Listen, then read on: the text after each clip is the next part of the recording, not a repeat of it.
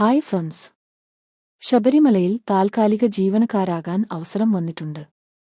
1800 ഒഴിവുകൾ ഉണ്ട്.